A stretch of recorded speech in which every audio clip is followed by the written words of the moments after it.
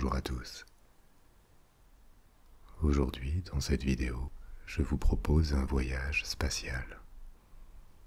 On va voyager dans l'intégralité du système solaire et visiter chaque planète qui orbite autour du Soleil. Et on verra encore d'autres choses. On ira dans la ceinture d'astéroïdes pour visiter Cérès. On croisera le chemin de la comète de Halley. On ira sur les lunes de Jupiter et Saturne. Et on terminera ce long voyage, très loin, sur Pluton, tellement loin du Soleil que tout est plongé dans un froid et une pénombre presque éternelle. Alors ça sera un long voyage, et à tout moment, vous pouvez vous laisser aller et dormir. Vous trouverez des signets dans le premier commentaire de la vidéo pour reprendre le voyage plus tard, là où vous l'avez laissé. Et comme toujours, vous n'avez pas besoin de regarder les images pour participer au voyage. Donc vous pouvez déjà fermer les yeux si vous le désirez. Et bien sûr, mettre vos écouteurs parce qu'on part maintenant. Et le voyage commence, entouré d'une lumière et d'une chaleur intense, parce qu'on est près de la surface du Soleil. Mais ne vous inquiétez pas pour la température, le manque d'air ou de pression. On voyage juste par l'esprit et rien de tout ceci ne peut vraiment nous affecter. Quand on parle de la matière dans le système solaire, le Soleil représente presque tout, presque 99,9% de la matière de l'ensemble du système. Le reste, que l'on va explorer en détail ce soir, c'est presque juste de la poussière en comparaison. Mais c'est cette énorme accumulation de matière qui permet au Soleil de briller et d'apporter la vie sur notre planète. Et tout a commencé il y a plusieurs milliards d'années, quand le système solaire n'existait même pas encore. Les systèmes planétaires se forment dans des nébuleuses. Ce sont des nuages géants de poussière et de gaz, principalement de l'hydrogène et de l'hélium. Notre galaxie, la Voie lactée, a plusieurs de ces nébuleuses, et elles peuvent être gigantesques, parfois plusieurs années-lumière de longueur. On pense que c'est dans les nébuleuses que les étoiles et les planètes se forment. Parfois, ces nuages géants de matière peuvent en partie s'animer à cause d'une onde de choc dans l'espace, éventuellement générée par la mort d'une étoile. Et une région de la nébuleuse se crée avec du mouvement, ce qui précipite la matière, la rassemble et lui donne plus de densité. La gravitation fait son œuvre et cette région se transforme en un disque de matière beaucoup plus petit mais aussi beaucoup plus dense qui continue à tourner sur lui-même pendant des milliers ou des millions d'années, et la matière se concentre en son centre. Quand la concentration de matière au centre devient extrêmement importante, les conditions de pression et de température sont telles que les atomes d'hydrogène commencent à fusionner. Cette réaction libère énormément d'énergie, de la lumière, de la chaleur et d'autres rayons. Une étoile est née au centre d'un nouveau système planétaire et l'étoile a absorbé presque toute la matière qui était disponible. Il en reste très peu pour former des satellites de cette étoile, mais tout de même suffisamment pour que différentes sortes de planètes et d'autres astres apparaissent et nous allons les visiter pendant ce voyage. Le Soleil est une étoile de taille moyenne. Certaines sont plus petites et d'autres peuvent être bien plus grandes. Tout dépend de la quantité de gaz et de poussière qui participent à la naissance du système. Après avoir brûlé pendant des millions d'années ou des milliards d'années, les étoiles s'épuisent et elles meurent. Elles peuvent s'effondrer sur elles-mêmes ou exploser dans des supernovas qui finalement rendent à l'univers la matière dont elles étaient faites. Cette matière continue à flotter. Elle peut éventuellement retourner à une nébuleuse et participer à nouveau à la formation d'un nouveau système.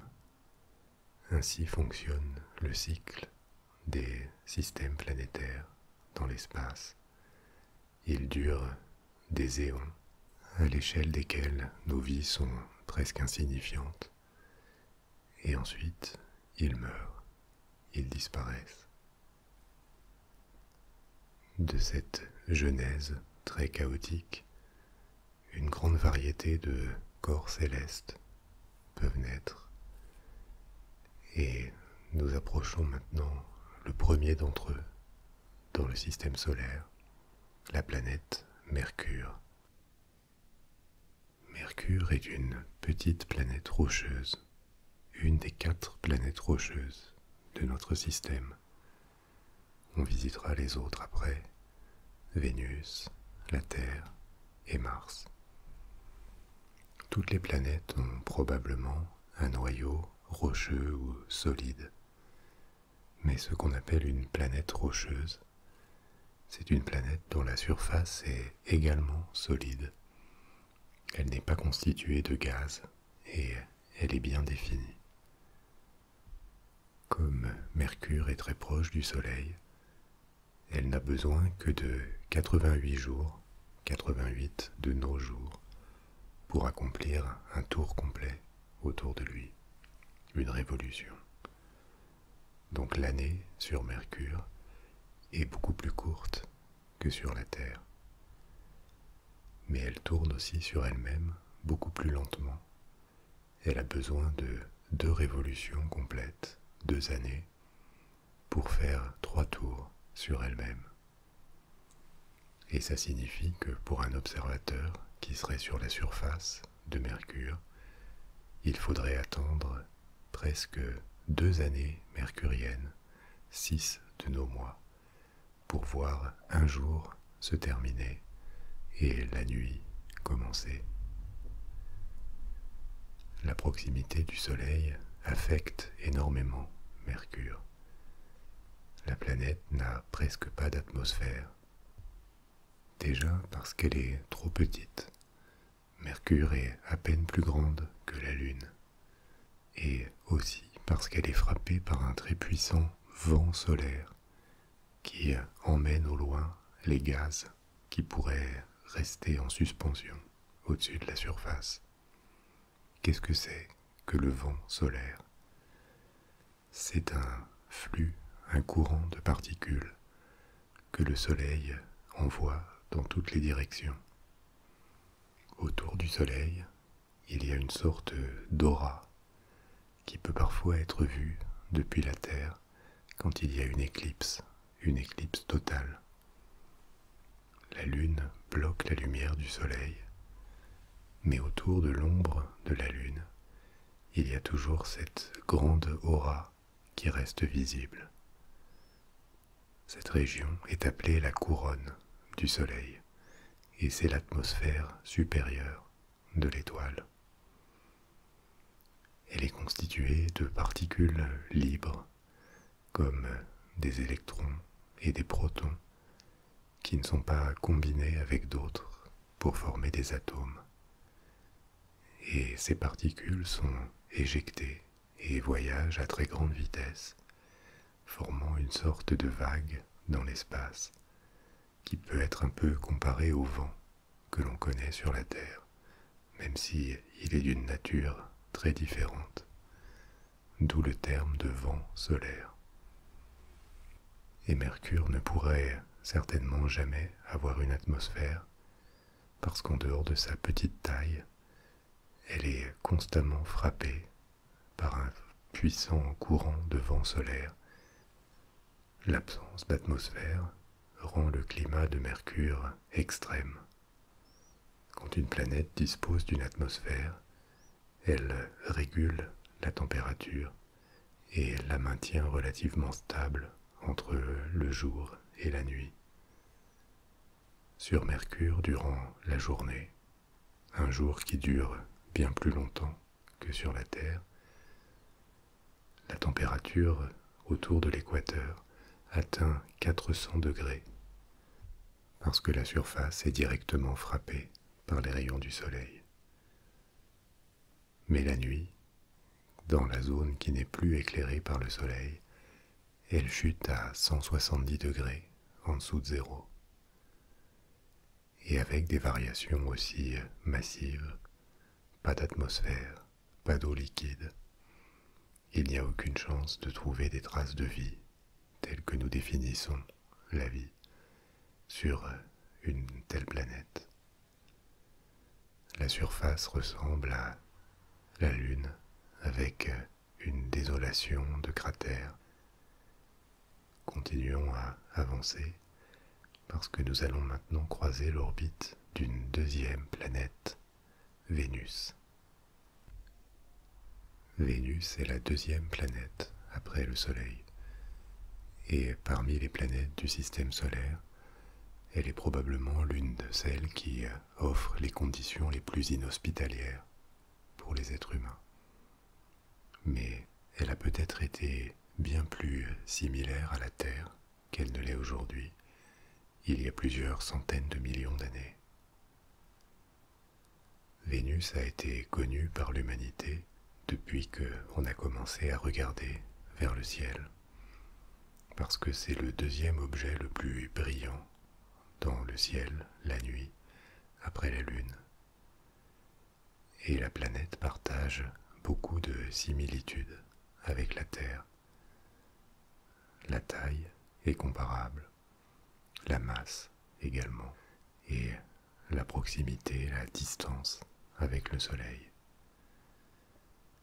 Mais les similitudes s'arrêtent vite, parce que Vénus a des conditions extrêmes à sa surface. La pression atmosphérique à la surface est presque 100 fois supérieure à la Terre. Vénus a une atmosphère extrêmement dense et compacte. La température est également extrême, encore plus élevée que sur Mercure, même si Vénus est plus éloignée du Soleil.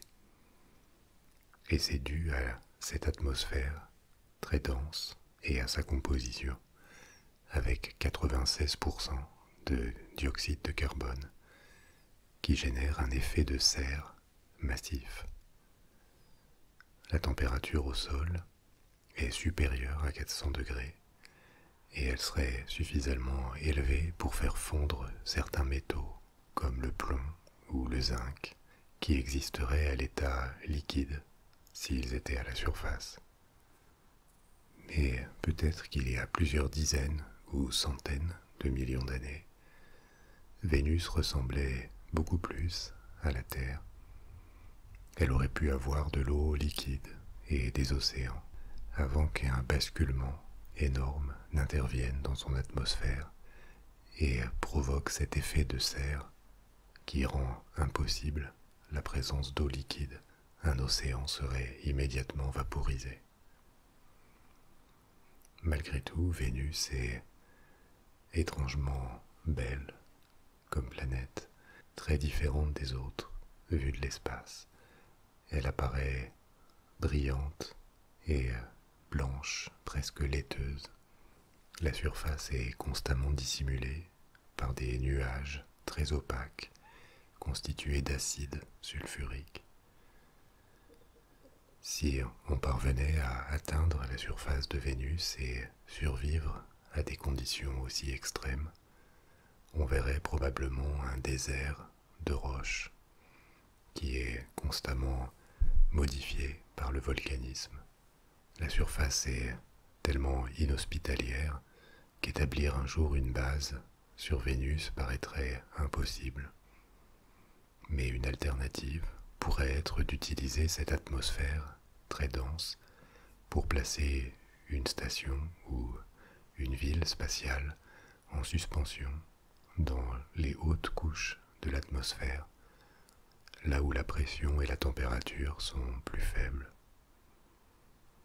Et cette station pourrait flotter sur cette atmosphère extrêmement compacte. Mais elle devrait tout de même résister à ces nuages d'acide qui l'entoureraient. Reprenons notre voyage, puisque nous allons maintenant approcher de la Terre. La Terre est cette planète miraculeuse qui permet notre vie. Et vue de l'espace, elle change constamment d'apparence, avec ces nuages blancs, des océans bleus, des forêts vertes, des déserts ocres, et aussi des pôles et des chaînes de montagnes blanches couvertes de glace. Les conditions pour ce phénomène fragile que l'on appelle la vie n'ont pas toujours été présents sur Terre, et pendant des milliards d'années, la planète avait une apparence extrêmement différente. Comme toutes les autres planètes, elle est née de l'accrétion, la concentration de poussière et de roches qui orbitaient autour du Soleil. Pendant des millions et des millions d'années, des astéroïdes de plus en plus gros, parce qu'ils se concentraient, sont entrés en collision et se sont agrégés, jusqu'à ce que l'essentiel de la matière disponible sur l'orbite où est placée la Terre ait été agrégé à la planète. Et ce processus a créé une planète de taille moyenne dans le système solaire. Pendant des centaines de millions d'années, la Terre ressemblait à une boule de roche et de feu, jusqu'à ce que la croûte puisse refroidir très progressivement et contenir une grande partie de l'activité volcanique.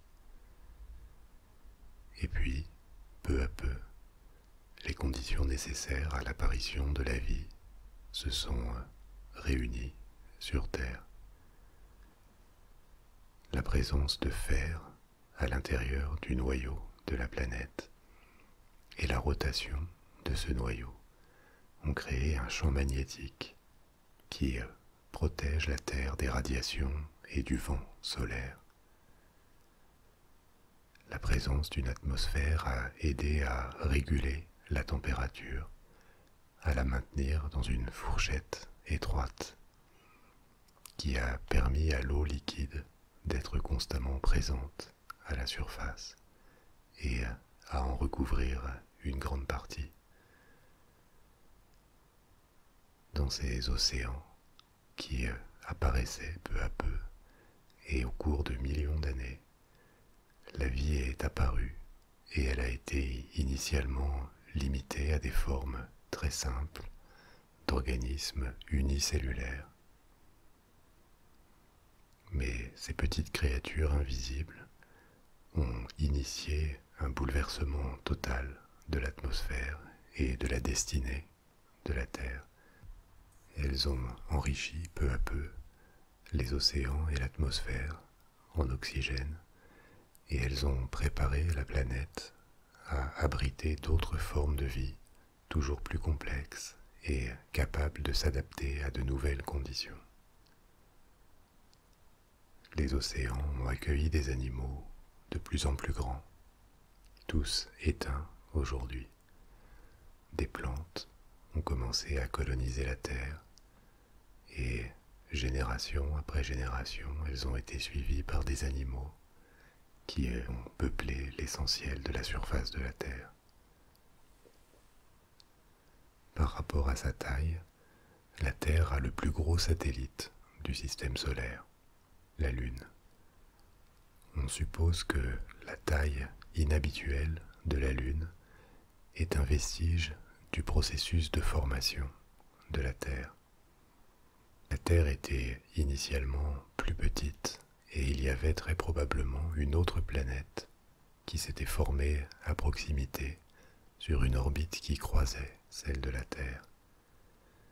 Elles ont fini par rentrer en collision et leur fusion a créé la Terre actuelle, celle sur laquelle nous vivons.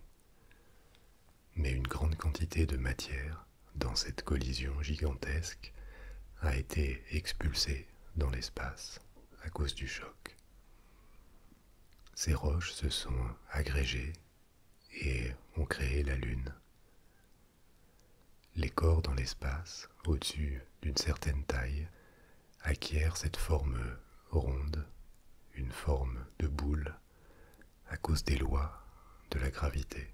Seulement des objets plus petits, comme les astéroïdes, gardent une forme plus irrégulière. On va maintenant reprendre notre parcours vers la 4e planète du système solaire, Mars. Mais avant, on va croiser le chemin d'un visiteur, la comète de Halley. Qu'est-ce qu'une comète? C'est un petit corps céleste qui est en orbite autour d'une étoile.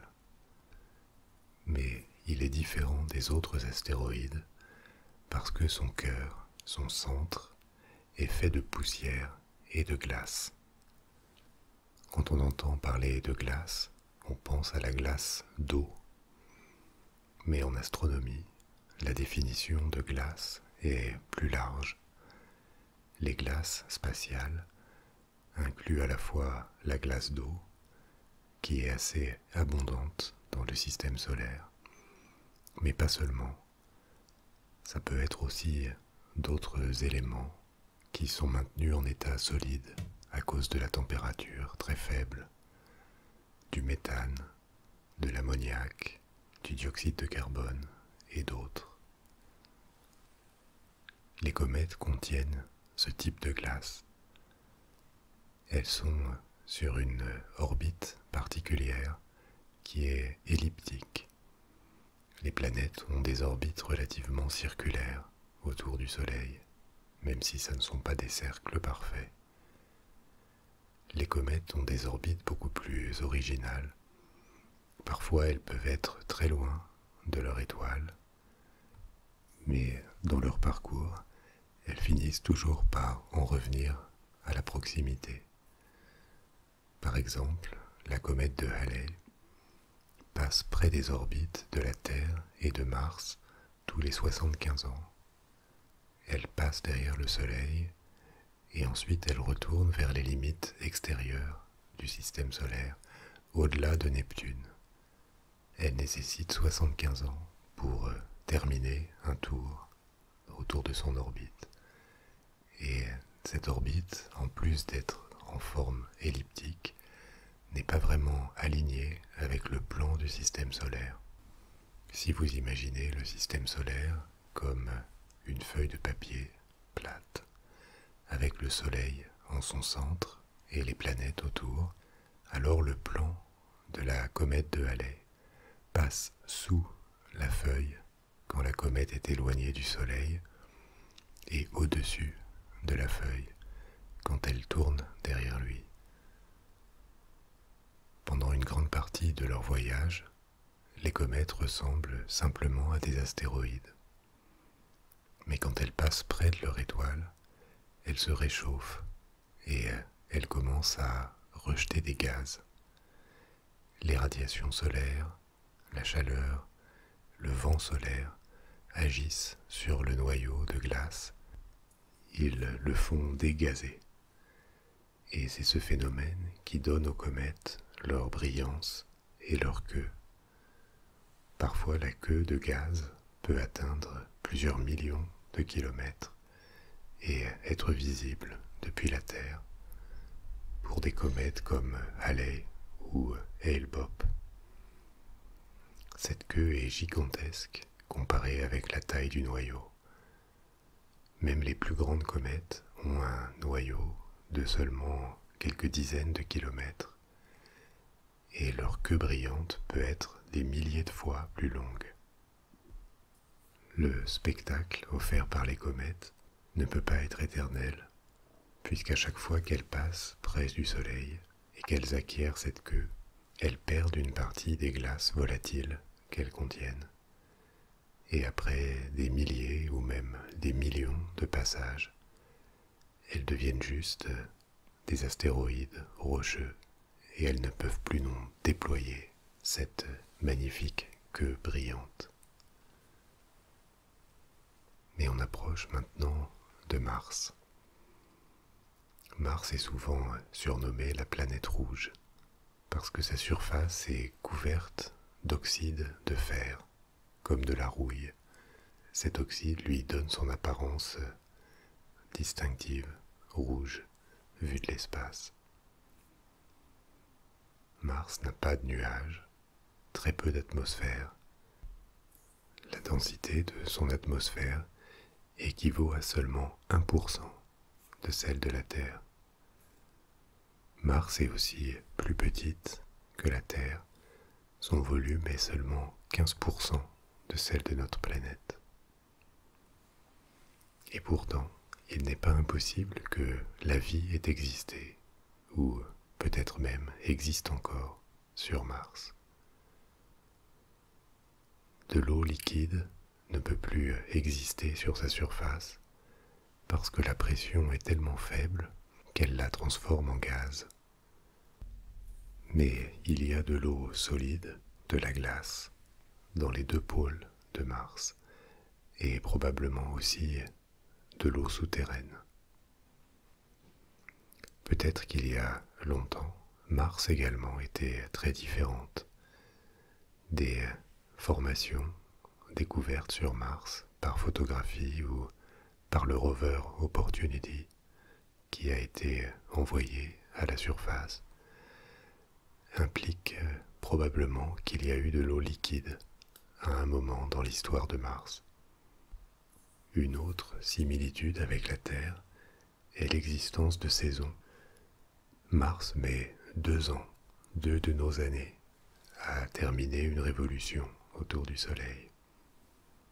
Mais les jours sont seulement légèrement plus longs que sur la Terre, 24 heures et 40 minutes. Et comme l'année dure 2 fois plus longtemps, Mars a des saisons plus longues, mais elles ressemblent à celles de la Terre parce que l'axe de rotation est incliné presque de la même manière.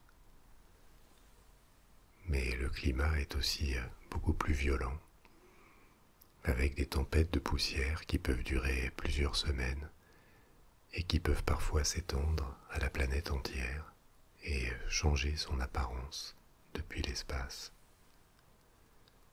Si une planète peut être un jour terraformée dans le système solaire, ce sera très probablement Mars, mais les difficultés à surmonter sont tout de même considérables. Mars n'a pas de champ magnétique comme celui de la Terre. On pense qu'elle en a eu un, mais qu'il a disparu il y a plusieurs milliards d'années. Et ça veut dire que la planète est exposée au vent solaire et à des niveaux de radiation très élevés à la surface. L'absence d'une atmosphère dense rend aussi impossible la survie sans un costume, une combinaison pressurisée.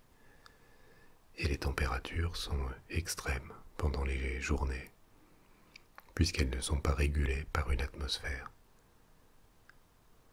Mars a 2 petits satellites, Phobos et Deimos. Ils sont seulement de quelques kilomètres de diamètre et ils pourraient être des astéroïdes que la planète a capturés pendant son histoire. Aujourd'hui, il y a déjà une présence humaine qui est perceptible autour de Mars et à sa surface. Il y a 6 engins spatiaux en fonctionnement, en orbite, et 2 à la surface. Le rover, qui s'appelle Curiosity, et son système d'atterrissage. Et il y a aussi un autre rover, Opportunity, qui est inactif pour le moment, mais la NASA, qui l'a envoyé, espère toujours rétablir le contact à un moment. En 2020, il y aura une fenêtre pour envoyer de nouveaux engins, et aussi bien la NASA que l'Agence spatiale européenne devraient en envoyer un chacun. Il existe aussi des plans pour des missions humaines vers Mars, qui ne sont pas pour le très court terme, mais elles pourraient être lancées dans les années 2030. On sait aujourd'hui avec certitude qu'il n'y a pas de Martiens sur Mars, mais peut-être que des humains vont y vivre, s'y reproduire et y mourir avant la fin du siècle, faisant de Mars la deuxième planète du système solaire où les humains peuvent vivre. Mais ils devraient affronter, pour survivre sur cette planète, des conditions très différentes et plus hostiles que celles que nous connaissons sur Terre. Ce qui est arrivé au climat et à l'atmosphère de Mars et de Vénus au cours de leur histoire doit aussi nous rappeler à quel point l'équilibre de la Terre est précieux pour nous. Et ça n'est pas juste une question de romantisme ou de communion avec la nature, il s'agit de survie. Les conditions qui nous permettent de vivre sur la Terre sont extrêmement étroites, précises, spécifiques. Ça va de la température à la composition de l'atmosphère, au niveau des eaux. Et on ne peut pas se permettre de jouer avec ces conditions. On voit bien que sur d'autres planètes du système solaire, elles ont pu basculer de façon radicale et rendre la planète complètement inhabitable par une forme de vie comme la nôtre. On va maintenant quitter la planète rouge et continuer notre voyage parce qu'il reste encore énormément de choses à voir. Et on va maintenant prendre la direction de la plus grosse planète du système solaire, Jupiter. Mais on va aussi faire un arrêt entre les orbites de Mars et Jupiter, parce que l'espace n'est pas vide à cet endroit. On est maintenant en train d'entrer dans la ceinture d'astéroïdes du système solaire. Il n'y a pas seulement de grosses planètes et leurs satellites qui orbitent autour du Soleil, il y a des millions et des millions d'astéroïdes. On les trouve dans de nombreux endroits du système solaire, mais il y en a une très grande concentration entre les orbites de Mars et Jupiter. Ça ne veut pas dire qu'ils se bousculent, c'est un espace tellement grand qu'il y a beaucoup de distance entre chacun d'entre eux. Et s'ils étaient tous agrégés ensemble, il n'y aurait même pas assez de matériel pour faire une planète. La masse totale de la ceinture d'astéroïdes est seulement de 4% de celle de la Lune, c'est-à-dire moins d'1% de la Terre. Mais il y a certains corps plus grands dans la ceinture. On leur a donné les noms de déesses de la mythologie romaine, Cérès, Vesta ou encore Pallas. Tous ces astéroïdes auraient pu participer à la formation des planètes, mais ils ne l'ont pas fait, et on pense que c'est à cause de Jupiter, qui est une planète très massive, et elle aurait donné à ces astéroïdes trop de vitesse, trop d'énergie orbitale, pour être capable de s'agréger et de devenir une planète. Ayant beaucoup de vitesse, les collisions entre eux sont devenues trop violentes, et les protoplanètes, qui auraient pu gagner de la masse en absorbant de plus petits corps comme ces astéroïdes, ont été détruites, réduites en miettes. la ceinture d'astéroïdes a ensuite sans doute perdu une grande partie de sa masse dans les premières centaines de millions d'années du système solaire, avec des fragments qui sont partis plus proches du Soleil et qui ont dû tomber sur les planètes rocheuses qu'on vient de visiter. Et elles sont maintenant intégrées dans ces planètes. Malgré tout, la ceinture d'astéroïdes reste encore peuplée par des millions de ces corps, même si tous les endroits de la ceinture ont l'air assez vides à cause des énormes distances. On va maintenant faire un arrêt sur Cérès, qui est le plus grand objet de la ceinture d'astéroïdes et qui est considéré comme une planète naine. Cérès contient presque un tiers de la masse de toute la ceinture d'astéroïdes. Et c'est le seul corps assez grand pour être arrondi par sa propre gravité. Elle a très probablement un noyau rocheux et un manteau de glace autour, principalement de la glace d'eau. On pense que entre les deux, il pourrait y avoir un océan d'eau liquide. Et dans tous les cas, il y a probablement beaucoup d'eau sur Cérès. Il y aurait plus d'eau sur Cérès qu'il n'y a d'eau douce sur la Terre. C'est quelque chose que les astronomes ont découvert au cours des dernières décennies.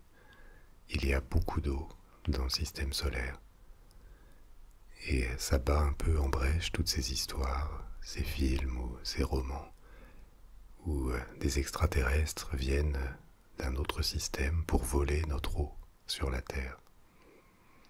Ils n'auraient probablement pas besoin de se donner le mal d'aller jusqu'à la Terre, parce qu'il y a de l'eau accessible dans de multiples endroits sur les planètes, les satellites et les astéroïdes du système solaire, et en plus grande quantité que sur la Terre. Mais ça pourrait aussi être une bonne nouvelle pour l'installation de bases dans l'espace. Théoriquement, si on peut collecter de l'eau, on peut également en extraire de l'oxygène et s'en servir pour respirer. Cérès a une surface couverte de cratères, un peu comme la Lune. Elle n'a pas d'atmosphère, et donc les astéroïdes qui frappent la surface ne sont pas désintégrés par une atmosphère avant le choc. Elle n'a pas d'activité volcanique connue, mais il pourrait y avoir ce qu'on appelle des cryovolcans. Les cryovolcans n'existent pas sur la Terre. C'est un type de volcan qui rejette non pas de la roche fondue, mais des matériaux volatiles comme de l'eau, du méthane ou de l'ammoniac. Et notamment sur différentes lunes glacées qu'on visitera un peu plus tard, ces cryovolcans pourraient exister en grande quantité. Ils rejettent des composés comme de l'eau ou des hydrocarbures qui sont immédiatement rendus solides quand ils atteignent la surface à cause de la température qui est très faible.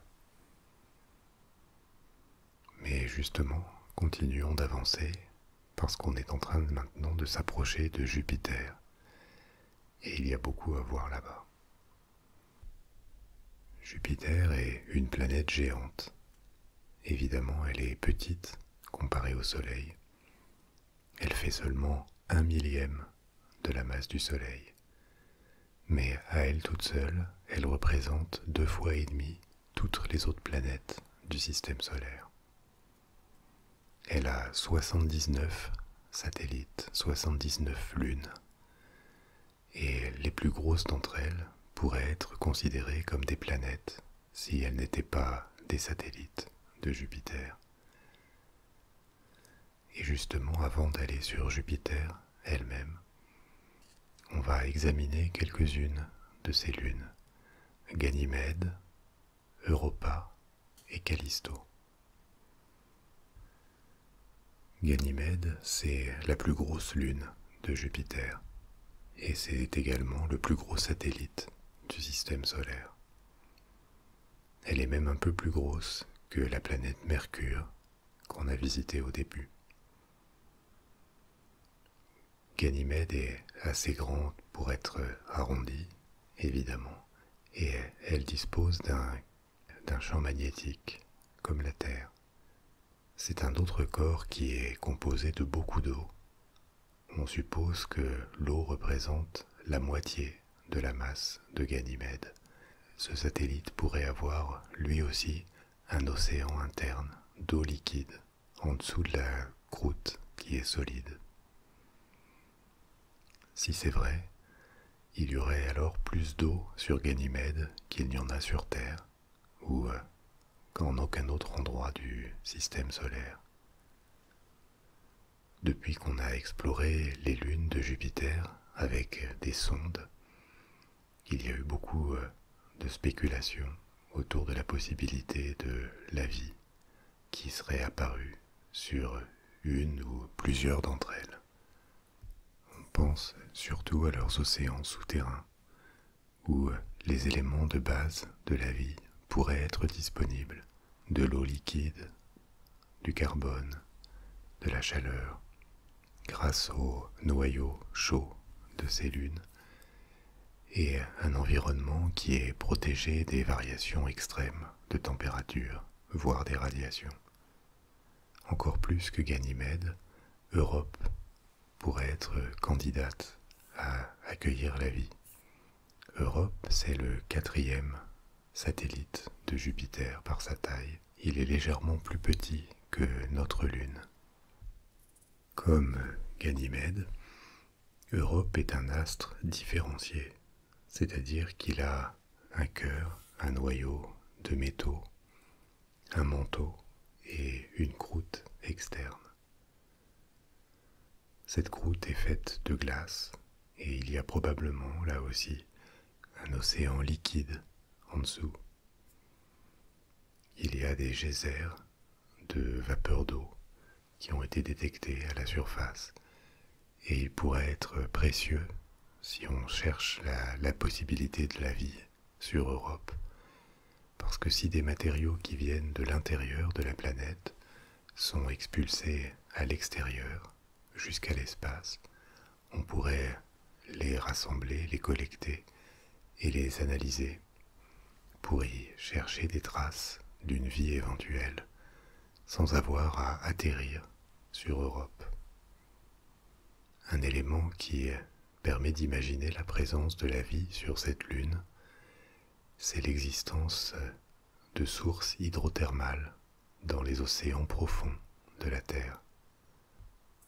Les sources hydrothermales, qu'on appelle aussi des fumeurs, ce sont des petites ouvertures, des fissures sur le plancher océanique par lesquelles de l'eau chaude s'échappe. L'eau est chauffée par la géothermie.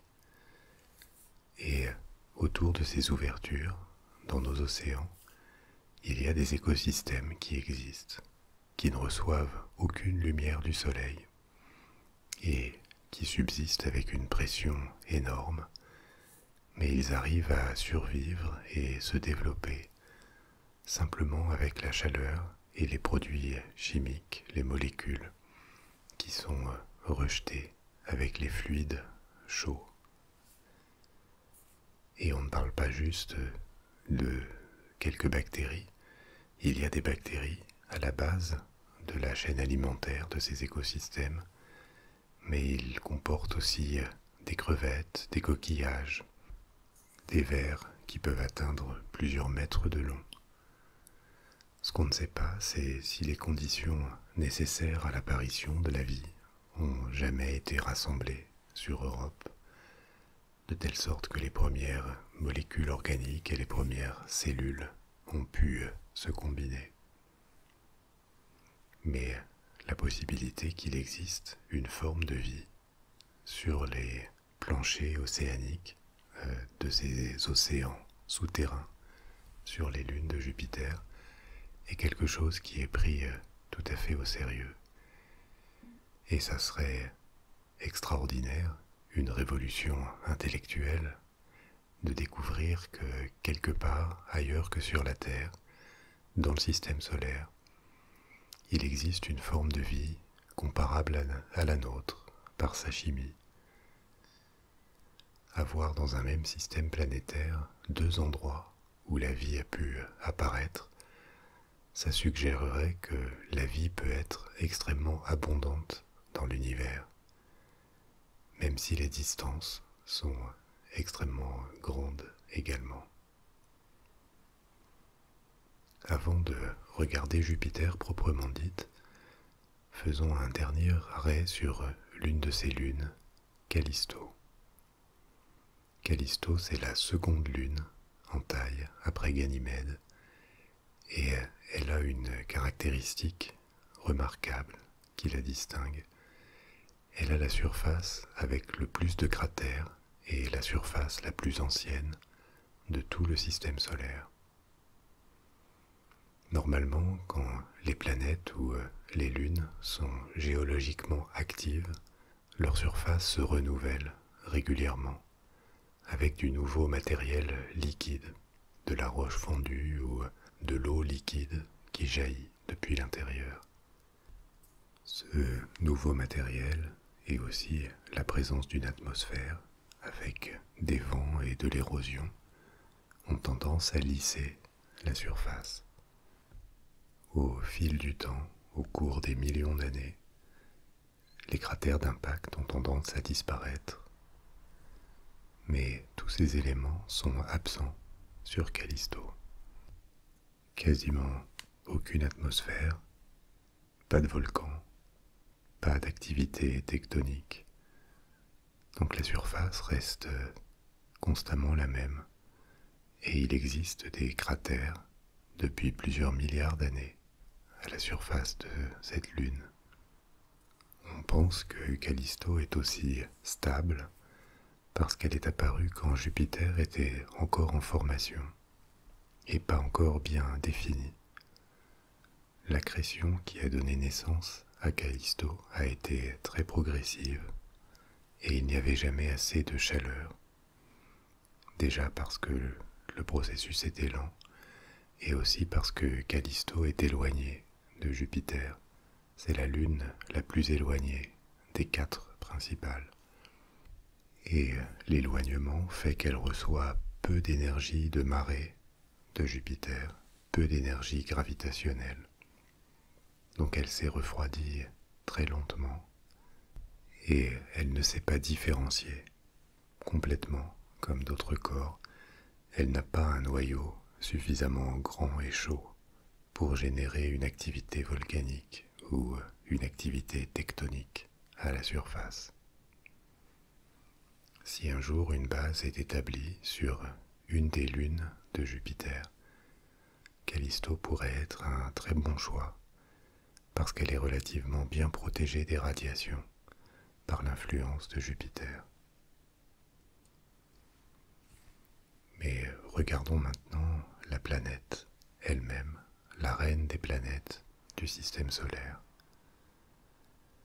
Les planètes qu'on a explorées jusqu'à présent étaient rocheuses. Elles avaient une surface bien définie, entourée ou non d'une atmosphère plus ou moins dense. Mais de manière générale, leurs limites physiques étaient claires. La surface est solide. Jupiter est différente parce qu'elle n'a pas de surface bien définie. C'est une géante gazeuse. On ne pourrait pas atterrir sur Jupiter parce que plus on s'approcherait, plus la densité de gaz augmenterait. Mais on ne trouverait pas de sol solide sur lequel se poser. Au centre de Jupiter, il y a probablement un noyau rocheux, mais le reste de la planète, c'est juste du gaz maintenu ensemble par la gravité. Et comme toutes les planètes dans notre système, Jupiter est en rotation autour d'un axe. Cette rotation autour d'un axe entraîne toujours une petite déformation des planètes. Dans le cas des planètes rocheuses, elles ont l'air parfaitement sphériques, mais elles ne sont pas parfaites. La rotation a tendance à légèrement les agrandir au niveau de leur équateur. Elles ressemblent à des ballons légèrement écrasés. Dans le cas de Jupiter, le phénomène est encore plus visible parce que Jupiter est plus grande et que les couches supérieures sont moins denses. Donc, la planète présente une forme un peu plus écrasée à cause de sa rotation. Ce qui fait Jupiter fascinante à observer depuis l'espace, ce sont ces bandes de couleurs qui séparent son atmosphère supérieure. Ces différentes bandes, composées de gaz, se déplacent à des vitesses différentes et ce mouvement crée des turbulences extrêmement puissantes, extrêmement fortes, proches de la surface. La planète présente un très grand point rouge à sa surface qui est une sorte d'anticyclone. C'est une résultante de ces turbulences.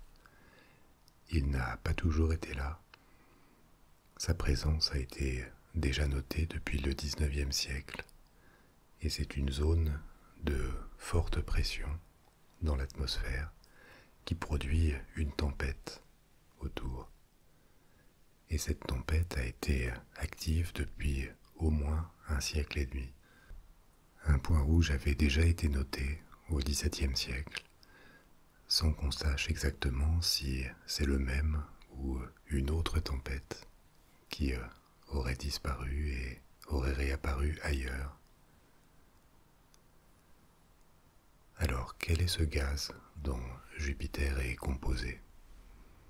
C'est principalement de l'hydrogène, 90% du gaz de Jupiter, et de l'hélium pour presque 10%. L'hydrogène et l'hélium, ce sont les deux plus petits et plus simples types d'atomes. Ce sont les premiers et deuxièmes éléments de la table périodique des éléments. Il y a aussi des traces de nombreuses autres molécules dans l'atmosphère de Jupiter, de l'eau, de l'ammoniac, du méthane. Tous ces éléments qu'on a déjà nommés plusieurs fois depuis le début du voyage sont assez communs dans le système solaire. Si on plaçait Jupiter juste à côté du Soleil, elle n'aurait pas l'air si petite. Elle a à peu près 1/10 du diamètre du Soleil et à peu près la même densité. Mais ça veut dire que sa masse est seulement de 1/1000 de celle du Soleil. Et ça paraît un peu contre-intuitif, mais en fait, si Jupiter avait une masse plus grande, elle aurait tendance à rapetisser, elle se condenserait, parce que la gravité additionnelle augmenterait sa densité et réduirait sa taille. C'est pour ça qu'on pense que Jupiter est sans doute la plus grande planète possible pour une planète de son style, de sa nature, parce que plus de matière la rendrait plus petite.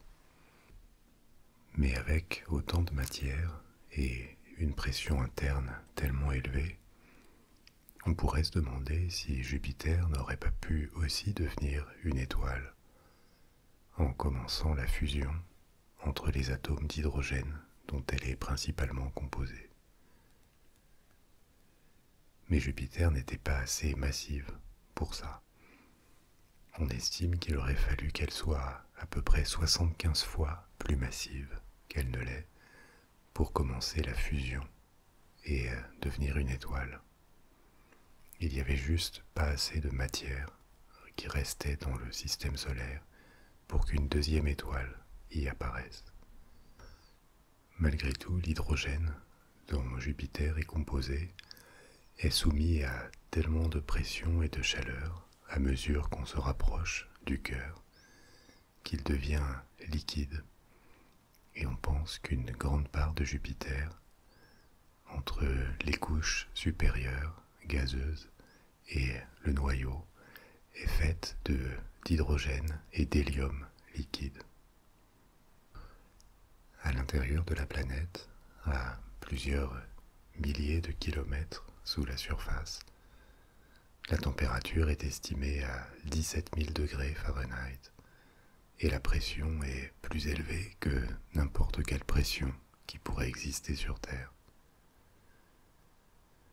À la périphérie de Jupiter, en plus des 79 lunes, des 79 satellites, il y a aussi des anneaux de rochers et de poussière, beaucoup plus petits, mais ils sont moins impressionnants et moins visibles que ceux de la prochaine planète que nous allons visiter, Saturne.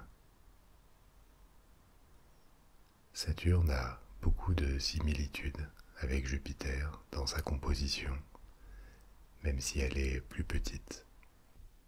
Mais elle représente encore 100 fois la masse de la Terre. On va regarder un peu plus en détail sa périphérie, parce que, en tant que planète, elle ressemble énormément à une Jupiter plus petite.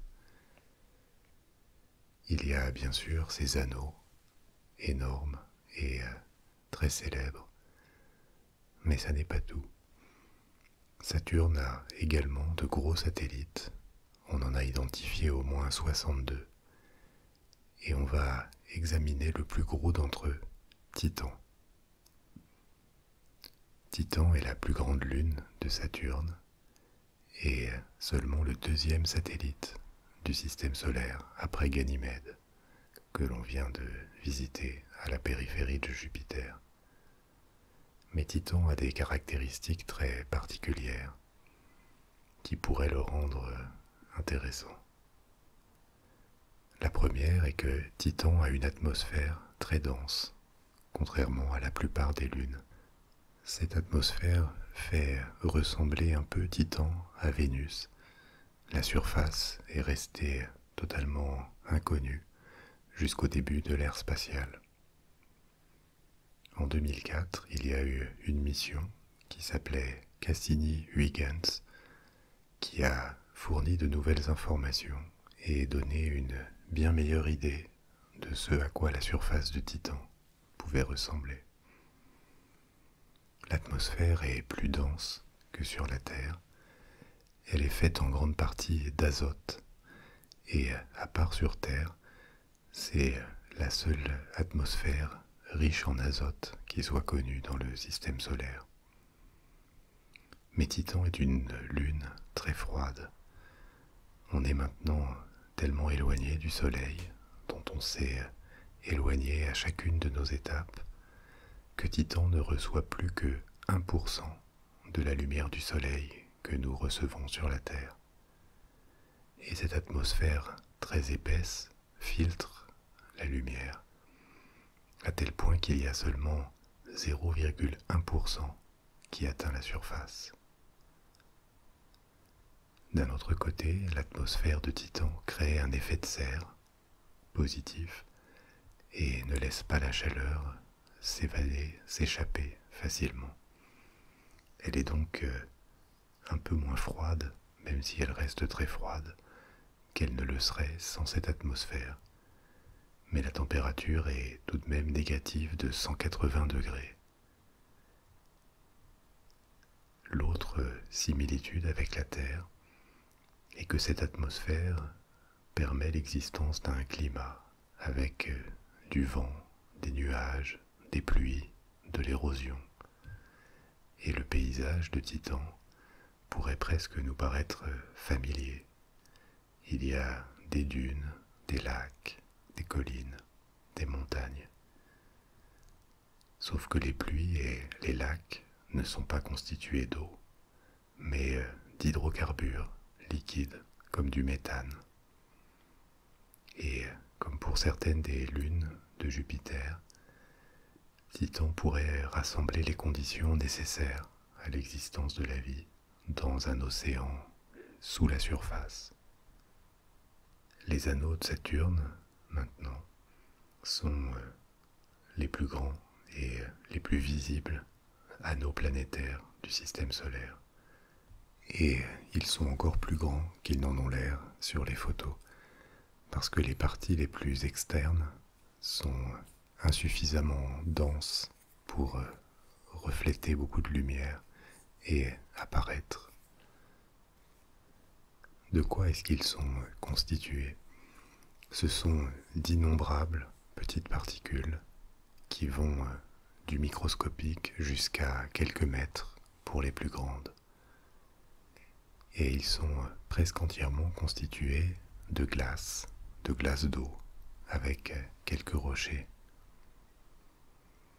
Il n'existe pas un consensus aujourd'hui sur les raisons de l'apparition de ces anneaux et pourquoi Saturne a des anneaux beaucoup plus grands que d'autres planètes.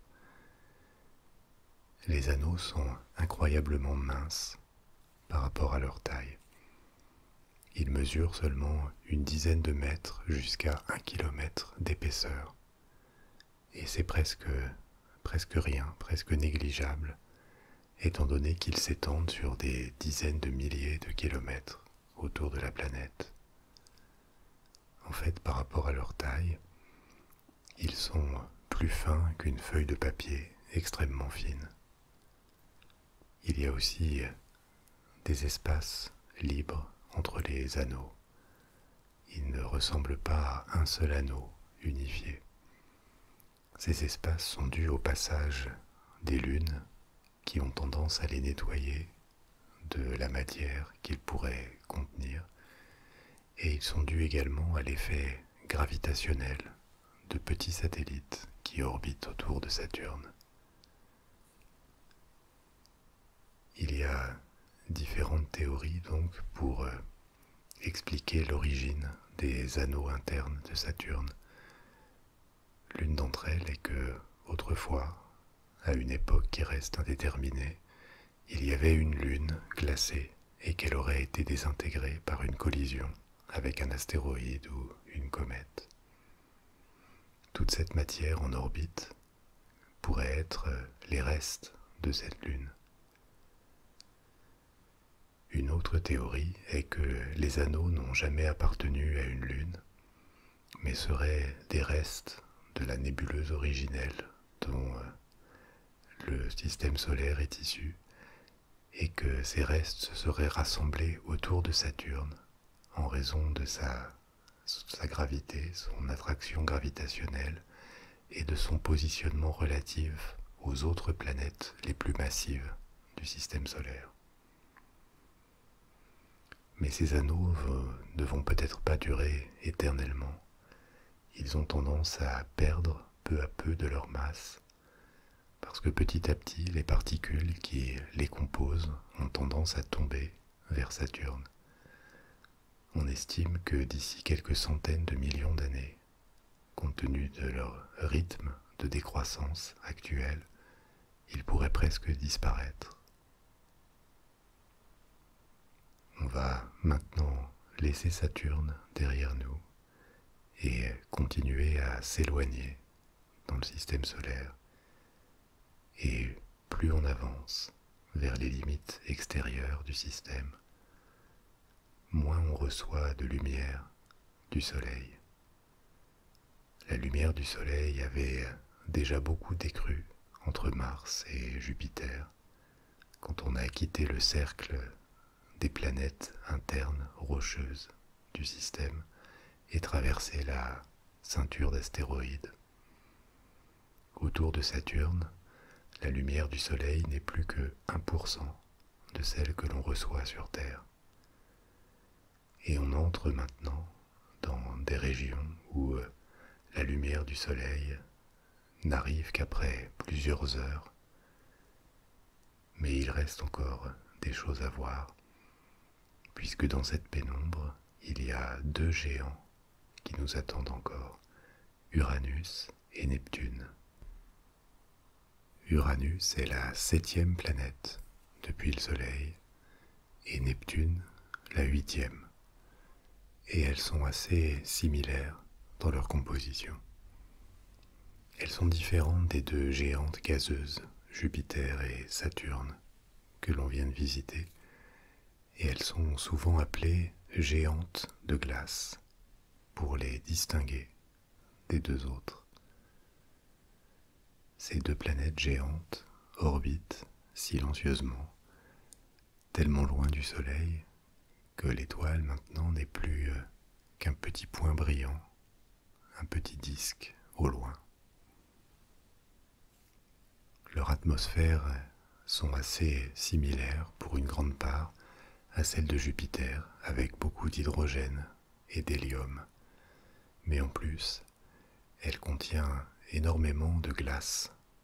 Vous vous souvenez que les glaces spatiales ne sont pas seulement de l'eau, elles peuvent être d'autres composants. L'intérieur d'Uranus est principalement composé de glace et de roches.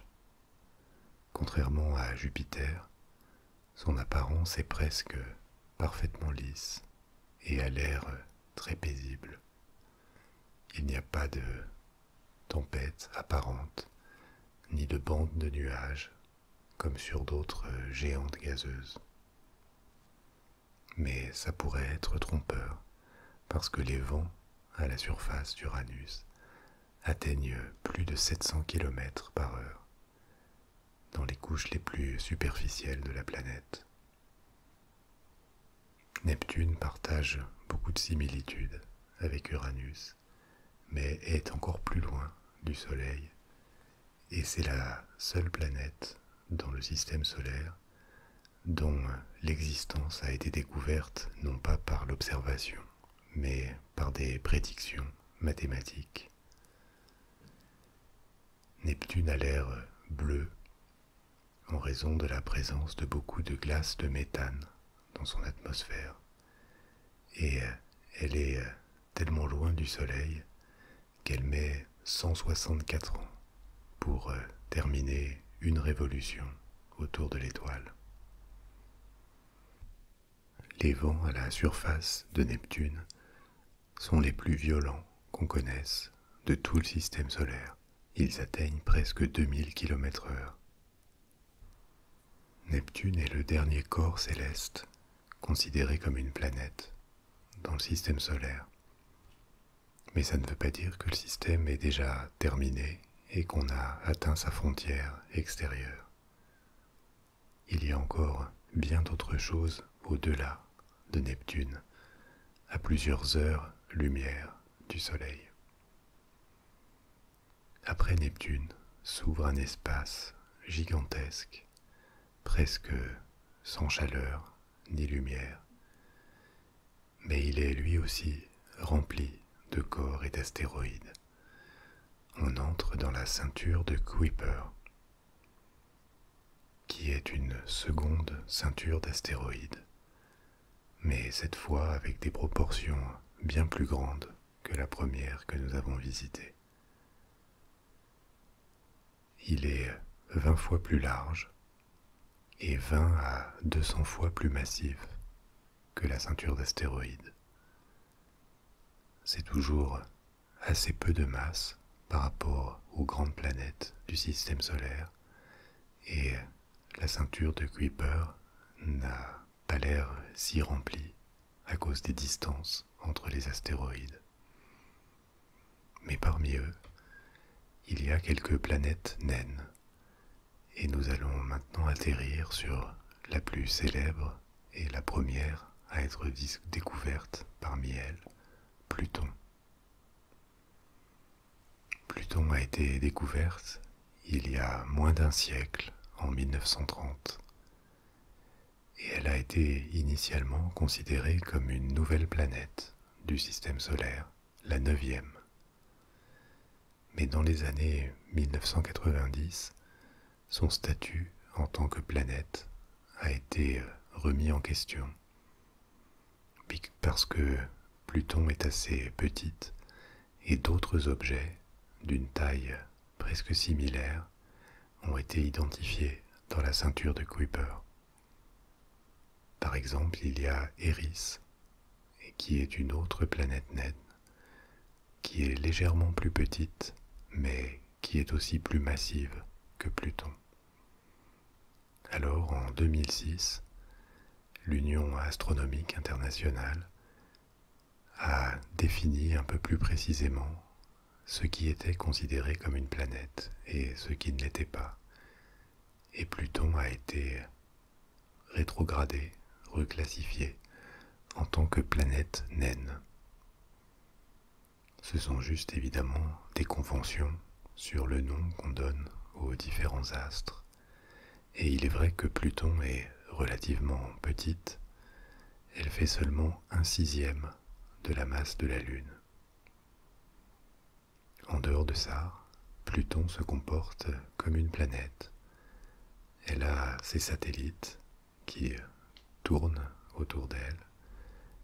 Elle a une orbite autour du Soleil. Mais elle est maintenant tellement éloignée de notre étoile qu'elle a besoin de 2 siècles et demi pour faire le tour de son orbite. Pluton est considéré comme une naine de glace. C'est une planète solide avec le type de surface bien définie et dure que l'on a observé sur les planètes rocheuses comme la Terre ou sur les lunes de Jupiter et de Saturne. Mais Pluton est aussi intensément froide et il est assez approprié qu'on lui ait donné le nom d'un dieu de la mort. La température moyenne à sa surface est de moins 230 degrés Celsius.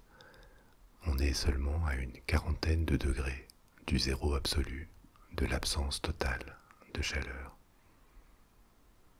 Il n'y a quasiment aucune atmosphère, mais Pluton n'est pas totalement éteinte ni morte. Sa surface a été observée par une sonde appelée New Horizons, et la surface a l'air étonnamment variée et jeune aussi.